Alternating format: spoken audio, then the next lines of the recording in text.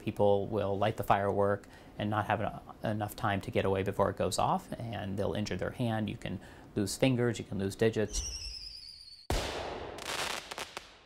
If you're using any sort of fireworks and sustain an injury, if it's a dirty wound, make sure that you're rinsing it out clean with soap and water. Any bleeding, to make sure to put pressure to kind of control the bleeding. You can put a bandage or any sort of gauze or dressing on it. Anything to the eyes, make sure that you're rinsing out your eyes completely and coming to the emergency department. If you have any breathing difficulties or you notice that you have a fair amount of soot that goes into your face or into your mouth, calling 911 to have EMS come.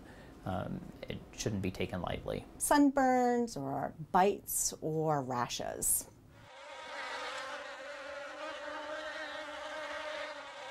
In terms of sunburn, if you're having extensive blistering, that's something you may want to visit your doctor for.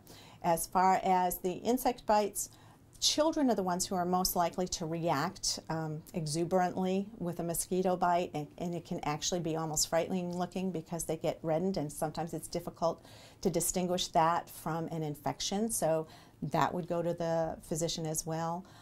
Most ticks, as long as you remove them within the first 48 hours, are not going to transmit disease, so you don't have to run to the doctor every time you get a tick.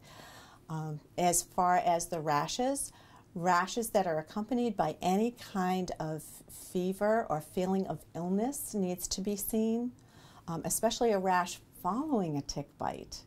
That would be something that you'd want to be seen for, as well as rashes that don't go away. Patients who are coming in from either injuring themselves while in the water, scraping themselves against rocks, slipping, falling, as well as kind of more serious injuries as far as diving accidents and injuring their spinal cords from that. First and foremost is just proper safety as far as using flotation devices if you're not capable of swimming. For adults, it's making sure that you're not intoxicated. For parents watching their children, make sure you're monitoring them. Even a short amount of submersion can be risky to a child, even though they don't become unresponsive. You just have to monitor your child.